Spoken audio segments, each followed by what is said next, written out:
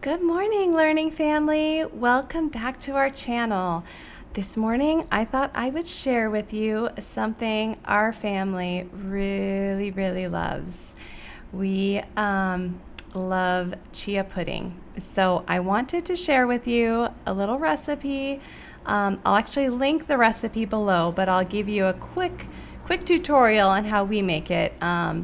Because everybody likes theirs a little different consistency, but it's typically the proportions are about 4-to-1 liquids with a chia. And then you can kind of add a little more or less liquid depending on how thick you like it. But I'll show you a little different variation that we've used with our family and what we love making it with. You can use any type of milk your family likes, but our family loves this vanilla almond milk. It just adds flavor, and because it's vanilla, you don't have to add any additional vanilla, so it makes the recipe super easy. So we use that as our liquid. We use chia seeds. These are just organic chia seeds, whole chia seeds that we can get here in Panama, but you can use any kind of chia seeds. I've never met a chia seed I don't like.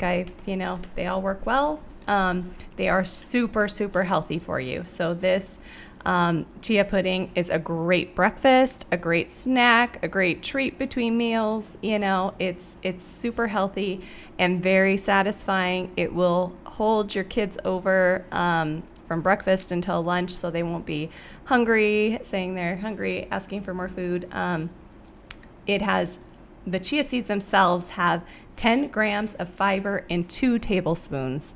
So this has it says 36% of your daily fiber too. So it's super healthy, and it has 5 grams of protein, not to mention all the super healthy, brain healthy fats and stuff in there as well. So what I will just show you really quick. So besides the chia seeds and the milk, which you can use any kind of milk you want. If you use something like coconut milk, we've used canned coconut milk, which makes it super creamy. But we tend to buy this. We have some dairy-free kiddos, so that works for our whole family. So that's just been our go-to. The other thing I love to add is cacao powder. It's not cocoa powder, so it has no sugar added. It's 100% cacao powder that we can get here. And it's super healthy, and it's super yummy, and it just adds flavor to our chia pudding. And then besides that, the only other things you need is a bowl. I use these Pyrex containers that are great because then they have a nice lid that we can put in the fridge and it keeps well. And just a regular old spoon. That's all you need to mix it up. So I'll show you here what I do. And I just do it based on the proportions that I've just gotten used to with my kiddos. But I just want to show you a little trick here, and I'll link below the actual recipe that I use. But basically it's a 4-to-1 ratio, where you add like 1 tablespoon of chia seeds for 4 tablespoons of milk. And you can also substitute, just as other things, if you wanted to do it more fruit, you could use juice or things like that as well. So it's very versatile. But what I do is I just pour the chia seeds so they cover the bottom of our bowl here. And that's my way of measuring it. And then what I do is, to make sure that the cocoa powder or the cacao powder gets mixed in really well, I just add that on top. And because we live here in Panama, I don't know if you can see this, but because we live here in Panama, it gets super clumpy. So if I was to add the milk directly to this, I would just have all these clumps of cocoa powder, and then my kids would not eat it. So I found this really cool trick that hopefully can help somebody make chia pudding that is super yummy, and the ones that their kids won't complain about because there are lumps in it.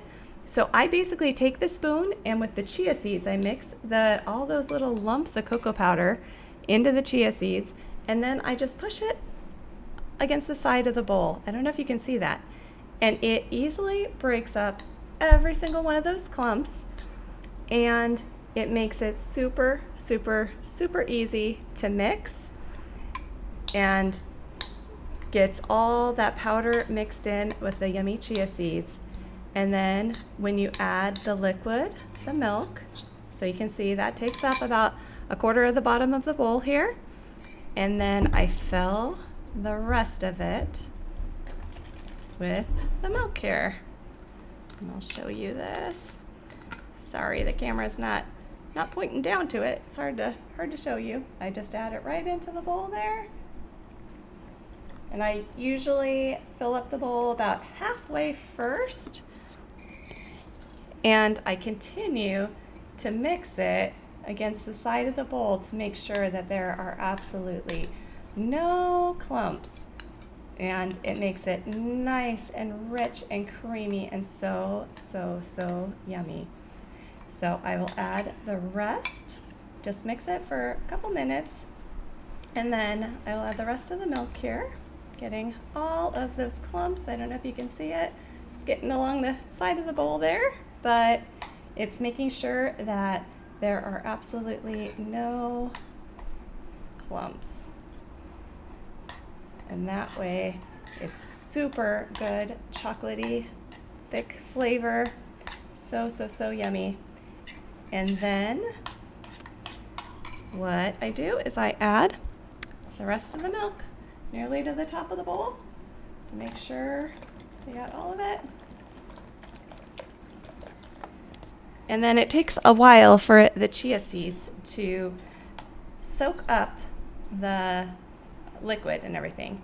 So it's kind of nice if you finish your last mix and getting all those clumps out and give it one last good stir, and then sit it out on your counter for just a minute or so. So I'll talk to you here just for a minute, and I'll just let it sit here because it gives it just a couple minutes to start absorbing that liquid.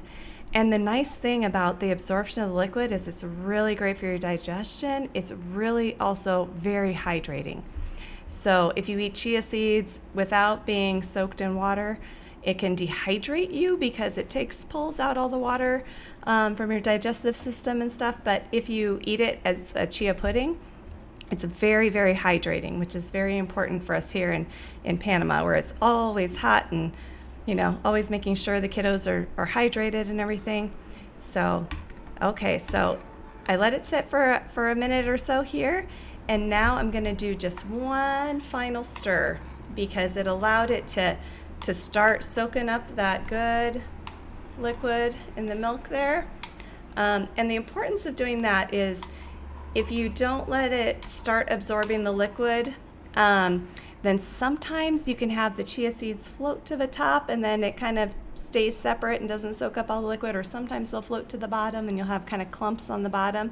But if you let it sit just for a minute or two on your counter and then give it one last stir, and then you can put it in the refrigerator, because I like the chia pudding to be nice and cold, and we eat it cold. So, and then it take another hour or so to finish absorbing all the liquid, and then it will be a nice thick pudding, gelatinous texture. And we like ours this texture with the 4-to-1 ratio because it just is a nice pudding texture. And then there are other things you can add to it. Some people like their sweet. We don't like to add too much sugar to ours. But sometimes we'll add blueberries that add a little bit of sweetness and a little bit more flavor. Sometimes a little bit of cinnamon. That's also a very healthy ingredient to add. And sometimes you can also, put in chunks of chocolate if you want some additional dark chocolate, or sometimes we'll just put some slivers of it. Once in a while, a little bit of like coconut whipped cream on top, or those things can make it a little more like a treat. But as far as breakfast, most of the time we just eat it plain with just the chocolate and the chia seeds and the milk. And it is super healthy. It's a great breakfast to have, great snack. Also, this was an amazing recipe that our little twins, when we were trying to get them to gain weight and start eating food and stuff, they were so tiny, and this was one of their favorite foods that we would include a little bit on the side in each of their meals and stuff. So that was also really, really healthy for them, and really good for them as well. So I hope you enjoyed seeing how we make chia pudding, and I hope you give it a try. And once again, I will definitely include the recipe down in the description, and I'll give a couple other suggestions. Another thing that sometimes we'll mix in is a little bit of nut butter, whether it's almond butter or peanut butter or sunflower butter, and sometimes that gives it a little bit of a peanut butter cup flavor with the chocolate and the peanut butter.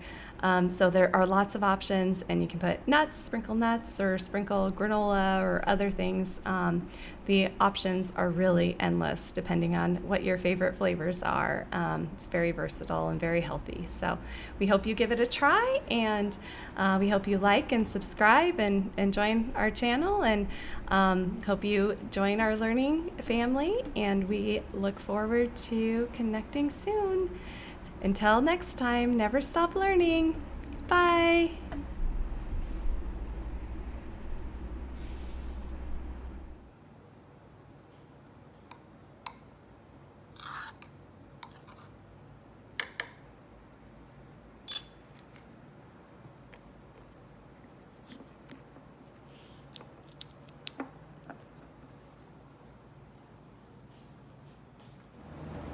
Okay, now that it's been setting up in the fridge for about an hour, I want to show you the consistency. Look at that, how it's really thickened up. And the way I like to prepare it is to put a little bit in a bowl here, along with a spoonful or so of some sunflower seed butter, a little dabble of it there to mix in. Looks nice, nice little swirl of it there. And then a couple more little chunks of dark chocolate. You can never get enough chocolate, right? So let's go take a taste test. Okay, here I am with my bowl of chia pudding. Has my sunflower butter and my chocolate chunks. And boy, oh boy, can't wait to taste it. That is so good. So yummy, so filling. Such a treat on a hot, hot, hot Panama day here. And so hydrating. Hope you give it a try. Until next time, please subscribe, ring the bell, and look forward to having you join our learning family. Until next time, never stop learning.